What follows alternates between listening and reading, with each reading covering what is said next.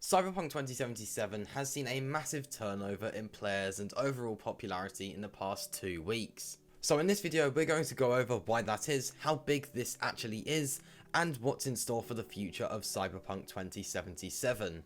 But just before we do get into all of that, please be sure to like, subscribe, and hit that notification bell so you don't miss any content just like this. Are you interested in starting your very own Discord server, but you just simply don't know where to start? Well, I've got you covered.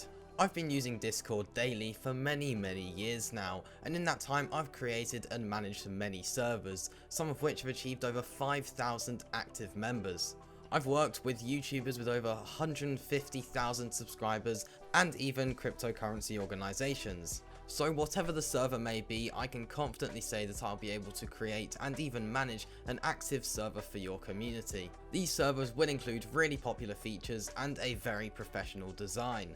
And if you want the best of the best, I can even throw in your very own custom Discord bot. So if you are interested in getting started or have any questions, then hit the link in the description or the pinned comment that will take you straight to my Fiverr page. So, a couple weeks back we got the Edgerunners update for Cyberpunk 2077. This was a free content update for Xbox One, PS4, and of course the next gen consoles and PC. That was quite good that they put this on Xbox One and PS4, although the game doesn't run that well. It was nice that those players were able to experience this new content. However, this will be the last major content update on Cyberpunk 2077 for the last generation consoles, those being the PS4 and Xbox One. This is due to a new DLC for Cyberpunk 2077 arriving next year.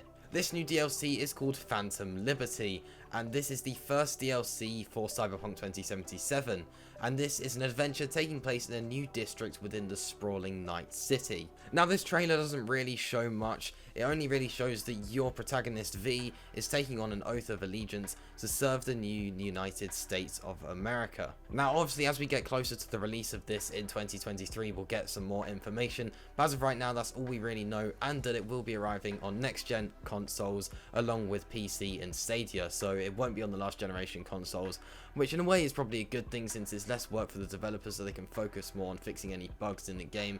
They won't really have to spend time working on optimization for the previous generation consoles, as a lot of people now are moving over to those next generation consoles, so yeah, this isn't really a bad thing. But let's get back to the update that just released for Cyberpunk 2077. Now this isn't a big update like Phantom Liberty that we'll get next year, but this is more of just a content update. It's a major update, but it's not a DLC or anything like that, but it is really good, and this is one of the main reasons that players are coming back to Cyberpunk 2077. So let's first go over what is part of this new Edgerunners update. So patch 1.6, known as the Edgerunners update, brought a new wardrobe. This allows you to change the appearance of your outfit without changing your armor stats. You can create up to 6 outfits using the pieces of clothing you own by accessing the wardrobe in any of these apartments and safe houses, and then switch between them in the inventory panel. There are also 3 new gigs, being Concrete Cage Trap, Desperate Measures, and Nasty Hangover.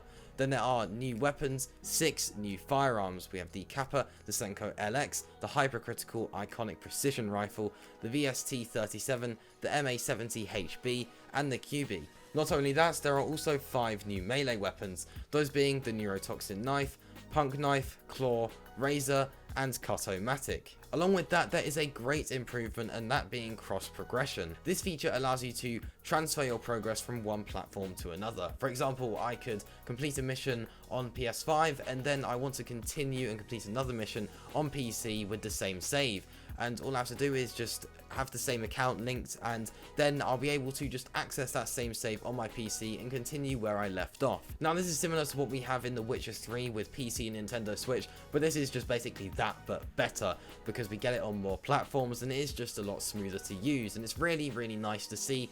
It's something that I think we're starting to see with some other games now, and it's something that I think should become more of a standard thing to release with new video games, and I think that this is a really nice feature for CD Projekt Red to add to the game.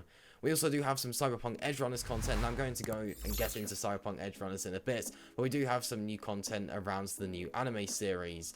Then there is also a new arcade game, Roach Race. And this is actually also available for Android and iOS. That being Roach Race, not Cyberpunk 2077, that certainly wouldn't go down well. There is also some improved mod support, which is really nice to see. This is using the Red mod modding tools, so this is a really nice feature, and it just allows for the community to add more content to the game and just add various improvements that CD Projekt Red can't really get round to, so this is really nice to see. And then of course there are loads of bug fixes and everything like that, which we always see with patch updates. Not long after this update launched, we got Cyberpunk Edgerunners on Netflix. Now this is a 10 episode anime series, and this has gone down really well. This is extremely popular and the reviews are outstanding. So if you haven't watched this already, I really do suggest going ahead and watching this. This is a cyberpunk themed anime. And with this releasing, it's helped boost the overall sort of advertisement and the overall recognition of the new Cyberpunk Edgerunners update, and it has brought players back to Cyberpunk 2077, which is really nice to see.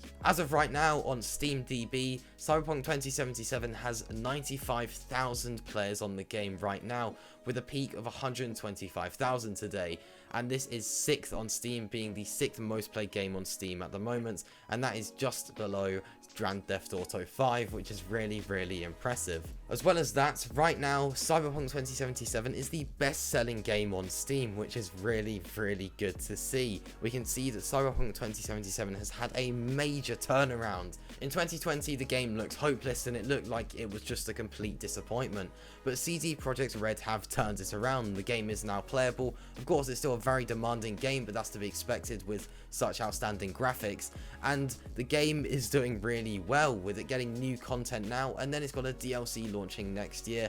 At the moment things are looking really nice. Now like I mentioned earlier, a big reason for this is that Cyberpunk Edgerunners series on Netflix, and this has gone down really well, which has brought players back to Cyberpunk 2077, or even brought new players to the game. We've seen CD Projekt Red do similar things with The Witcher, and I do have a video going over the whole Netflix and CD Projekt Red thing, and a link to that can be found in the description below. So not only has this Cyberpunk Edgerunners update in Cyberpunk fixed loads of bugs, it's brought new content, and it's even brought players to the game, which is really good to see, and that's pretty much all you could want from an update to a game. It's worth noting this is a single player game as well. Single player games are never really supported for as long as multiplayer games, so this is really good to see from CD Projekt Red. So I did just want to do this video going over the whole Cyberpunk 2077 comeback and everything like that that's going on at the moment. It's really impressive to see, and the amount of players that the game is getting at the moment is insane. It's getting similar to what it got back when it launched. And it is worth noting that that launch was 22 months ago.